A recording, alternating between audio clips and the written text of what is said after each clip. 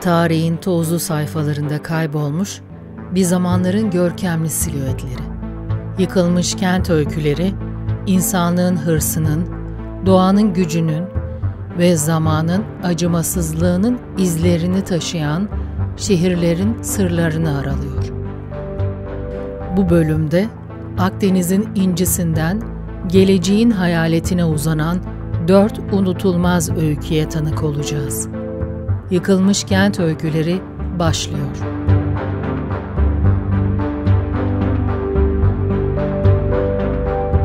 Yıkılmış Kent Öyküleri bu kez Akdeniz'in unutulmayan mücevherini anlatıyor. Roma'nın küllerine gömdüğü Kartaca. Bir zamanlar ticaretin kalbi, Akdeniz'in hakimi. Peki bu görkemli şehir neden ve nasıl silindi tarihin sahnesinden?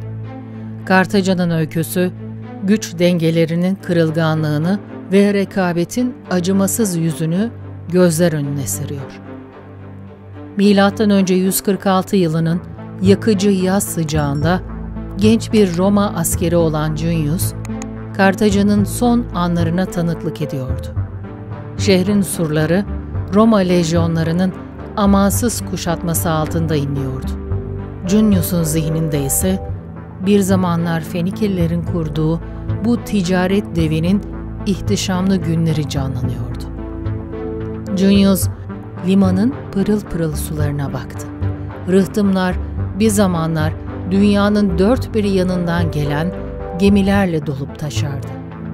Baharat yüklü sandallar, Mısır'dan gelen tahıl gemileri, İspanya'nın gümüşünü taşıyan kervanlar. Şimdi ise liman, Roma savaş gemilerinin gölgesiyle kararmıştı. Pazarlarda yükselen canlı sesler, yerini askerlerin bot seslerine bırakmıştı. Tanit Tapınağı'nın mistik kokusu, yerini yanık et kokusuna terk etmişti.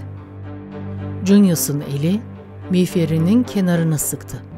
Babası, Pön savaşlarının ilk yıllarında Sicilya topraklarında Kartacalılarla savaşmıştı. Ona Kartaca'nın zenginliğini, Hannibal'in cesaretini ve Roma'ya duyduğu amansız nefreti anlatmıştı. Şimdi Junius, o efsanevi şehrin yıkılışına bizzat şahitlik ediyordu. Kalkanını Topet Tapınağı'nın kırık bir sütununa yasladı. Bu kutsal alan, bir zamanlar Kartacalı ailelerin tanrılara çocuklarını kurban ettiği ürkütücü ritüellerle sahne olmuştu. Roma propagandası bu vahşeti yıllardır dinlendirmiş, Kartaca'ya duyulan nefreti körüklemişti. Junius bu taşların sessizliğinde geçmişin yankılarını duyar gibi oldu. Surların ötesinden gelen çığlıklar, Roma askerlerinin zafer naralarıyla karışıyordu. Alevler gökyüzüne yükseliyor, şehrin kalbine saplanan bir hançer gibi duman tütüyordu. Limandaki gemilerin yanan direkleri birer birer devriliyor, Akdeniz'in mavisi kızıla dönüyordu. Kartaca'nın 7 asırlık tarihi birkaç gün içinde bir enkaza dönüştü. 50.000 insan acımasızca katledildi. Hayatta kalanlarsa umutsuz bir geleceğe doğru sürükleniyordu. Roma Senatosu'nun emriyle şehrin bereketli topraklarına tuz serpildi. Amaç bu topraklarda bir daha hayat filizlenmesine izin vermemekti. Ancak Junius, yıkımın dehşeti içinde bile bir şeyin yok edilemediğini hissediyordu. Kartaca'nın ruhu, toprağın derinliklerinde kırık taşların arasında bile bir fısıltı gibi yaşamaya devam edecekti. Kartaca yok edildi. Haritadan silindi sanıldı. Ancak toprak altındaki sessizlik, 20. yüzyılda yapılan arkeolojik kazılarla bozuldu. Fenike yazıtları, tanrıça Tanit'in gizemli heykelcikleri ve bir zamanların ihtişamını fısıldayan kalıntılar gün yüzüne çıktı. Bugün UNESCO'nun koruması altında olan bu antik kent, bize zaferin yalnızca kılıçla kazanılmadığını hatırlatıyor. Kartaca'nın külleri Akdeniz'in rüzgarlarıyla savrulurken, bir zamanların ihtişamlı ticaret merkezi, gücün ve rekabetin yıkıcı sonuçlarına dair bir uyarı olarak tarihin sayfalarına kazındı.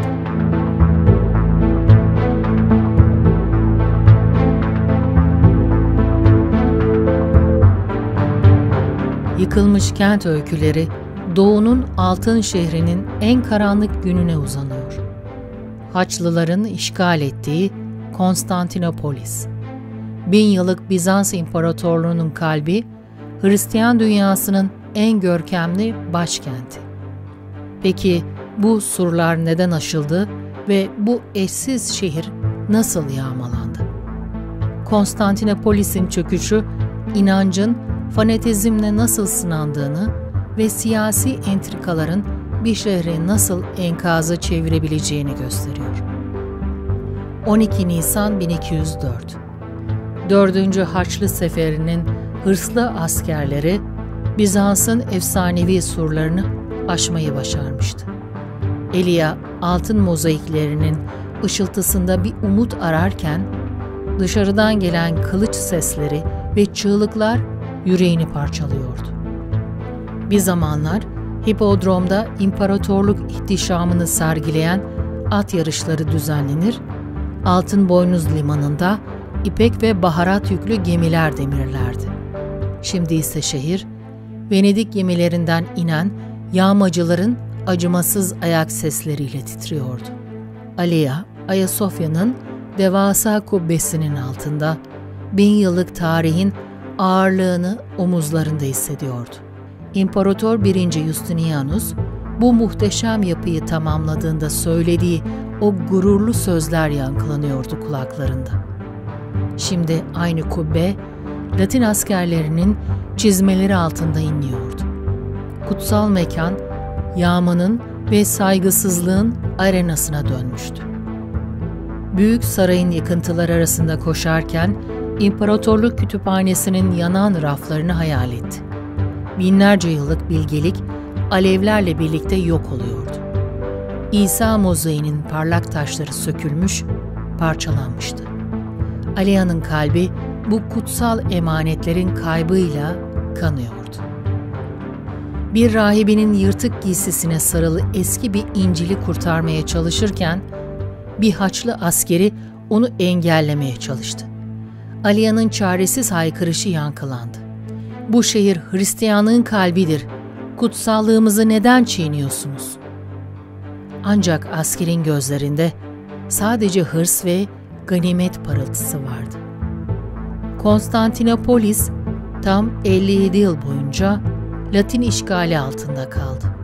Bu süre zarfında şehir harap oldu, sayısız sanat eseri ve tarihi eser yağmalandı veya yok edildi.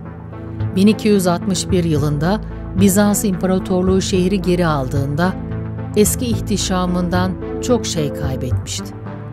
Ancak Ayasofya tüm tahribata rağmen dimdik ayakta kalmayı başarmıştı. Bu ikonik yapı, insanlığa kültürün ve inancın en acımasız yıkımlara bile direnebileceği mesajını veriyordu. Konstantinopolis yeniden inşa edildi, küllerinden doğmaya çalıştı. Ancak Haçlıların neden olduğu derin yaralar asla tam olarak kapanamadı. Yağmalanan kütüphanelerin kayıp bilgeliği, çalınan sanat eserlerinin boşluğu, Bizans İmparatorluğu'nun zayıflamasına ve nihai çöküşüne zemin hazırladı. Ayasofya, ihtişamlı bir anıt olarak varlığını sürdürse de, içindeki yankılar kaybolan hazinelerin yasını tutmaya devam ediyor. Fatih Sultan Mehmet, 1453 yılında Bizans İmparatorluğu'nun sonunu getirmiş, İstanbul'u fethetmiş ve Konstantinopolis'in adını İstanbul olarak değiştirmiştir.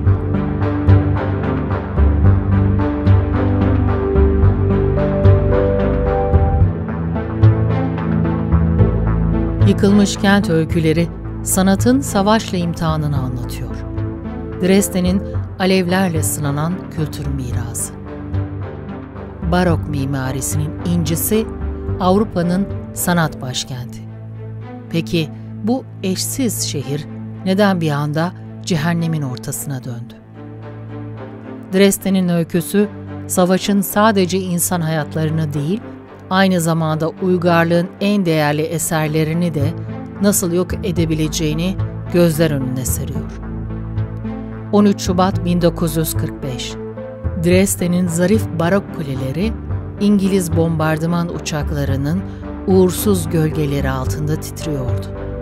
Emil, birkaç saat önce büyülendiği Wagner'in Valkürlerinin melodisi zihninde yankılanırken, Semper Opera binasına doğru umutsuzca koşuyordu. Şehir, porselen atölyelerinin zarafeti, ressamların ilham dolu sohbetlerinin yankılandığı kafeleri ve Elbe Nehri'nde süzülen romantik gondollarıyla Avrupa'nın sanat ve kültür merkeziydi. Ancak savaşın acımasız son perdesinde Dresden, tarihe yangın fırtınası olarak geçen korkunç bir bombardımanın kurbanı oldu. Bombalar gökyüzünden birer birer düşmeye başladığında Emil can havliyle Kadınlar Kilisesi'nin görkemli çan kulesine sığındı. Aşağıda alevler yükseliyor, 700 yıllık vitraylar eriyerek camın ruhunu teslim ediyordu. Cebindeki buruşuk opera bileti, o unutulmaz akşamın son hatırası olarak şimdi kül oluyordu. Emil'in zihninde tek bir düşünce vardı. Bu şehir, müziğin doğduğu, sanatın yeşerdiği bir cennetti. Nasıl olurdu da bu kadar çabuk yok olabilirdi? Dışarıdaki dehşet verici uğultu, kilisenin taş duvarlarını sarıyordu. Emil, bombardımanın ardından geriye kalan sessizliği dehşetle bekledi. Sabah olduğunda manzara korkunçtu. Yaklaşık 25.000 insan hayatını kaybetmiş, 12.000 bina yerle bir olmuştu. Dresden'in tarihi merkezi taş yığınları ve dumanla kaplı bir enkaz alanına dönmüştü. Ancak küllerin altından bir umut filizlendi. 1990'larda başlayan titiz bir restorasyon çalışmasıyla Frauenkirche yeniden inşa edildi. Her bir taşı savaşın acı hatırasını ve yeniden doğuşun gücünü simgeliyordu. Bugün Dresden, barışın ve kültürel mirasın korunmasının sembolü olarak dimdik ayakta duruyor. Ama şehrin her köşesinde, suskun bir piyanonun tuşları gibi, savaşın bıraktığı derin izler hala hissediliyor. Dresden'in enkazı, savaşın yıkıcı gücünün ve sanatın direncini simgeleyen bir anıt olarak hafızalara kazındı. Yeniden inşa edilen Frauenkirche, insanlığın umudunu ve kültürel mirasına sahip çıkmak kararlılığını temsil ediyor. Dresden'in öyküsü, en karanlık zamanlarda bile sanatın ve güzelliğin yeniden doğabileceğine dair güçlü bir mesaj veriyor.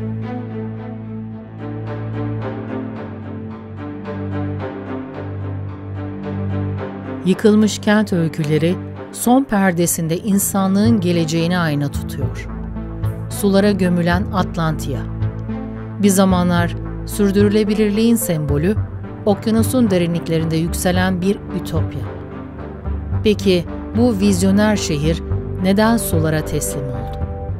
Atlantia'nın öyküsü, iklim değişikliğinin potansiyel sonuçlarını ve insanlığın doğayla kurduğu dengenin ne kadar kırılgan olduğunu çarpıcı bir şekilde gözler önüne seriyor. 2155 yılı. Bir zamanlar sürdürülebilir bir ütopya olarak tüm dünyaya örnek gösterilen Atlantia, şimdi okyanusun derinliklerinde sessizce yatıyor. Dr. May, su altındaki kütüphanenin soluk hologram kayıtlarını incelerken, insanlığın nerede yanlış yaptığını sorguluyordu. 22. yüzyılın başlarında Atlantia, dalga enerjisini ve yenilikçi yüzer tarım sistemleriyle geleceğin şehri olarak parıldıyordu. Ancak 2120'deki hızlanan buzul erimeleri deniz seviyesini beklenmedik bir hızla 15 metre yükseltti. Dr. May, elindeki tarayıcıyı batık bir okulun duvarındaki çocuk çizimlerine yansıtıyordu. gülen balıklar, rengarenk mercanlar. Bu sıralarda çocuklar deniz biyolojisini öğreniyordu diye mırıldandı Doktor May. Sesi suyun altında boğuk çıkıyordu. Şimdi o sıralarda o neşeli kahkahalar sadece deniz yıldızlarının sessizliğine ev sahipliği yapıyordu. Atlantia'nın halkı felaketin ardından hayatta kalmak için inanılmaz bir adaptasyon yeteneği göstermişti. Sualtı tünellerinde kurulan yaşam alanlarında yeni bir medeniyet filizleniyordu. Yüzer köylerdeki teknisyenler inatla hasar gören güneş panellerini onarıyor, biyomühendisler mercan resiflerini yeniden canlandırarak beton blokları yeşertiyordu. Her yıl düzenlenen Dalga Şehri Geri Dönüş Günü'nde Atlantia'nın kaybolan kültürü hologramlarla yeniden canlanıyordu. Şehrin ilk günlerinin ışıltılı görüntüleri su altındaki karanlığı bir anlığına olsun aydınlatıyordu.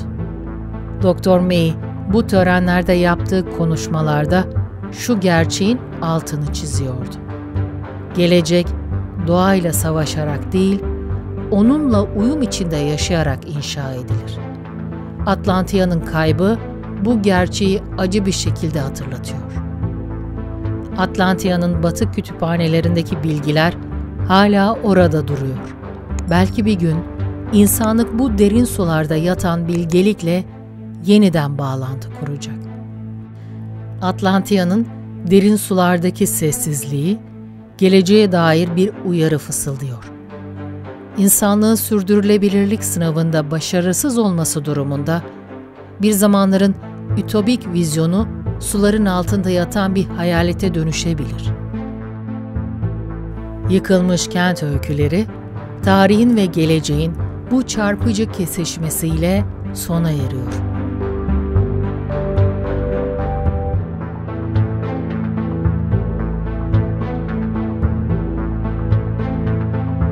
Konstantinopolis'in yağmalanan mozaikleri, Dresden'in eriyen vitrayları ve Atlantia'nın batık kütüphaneleri. 4 farklı zaman diliminden 4 farklı yıkım öyküsü. Ancak bu öykülerin ortak bir mesajı var. Yıkım son değil. Eğer geçmişten ders çıkarır ve geleceğe umutla bakarsak, her kayıp yeni bir başlangıcın ilk adımı olabilir. Yıkılmış kent öyküleri sona erdi.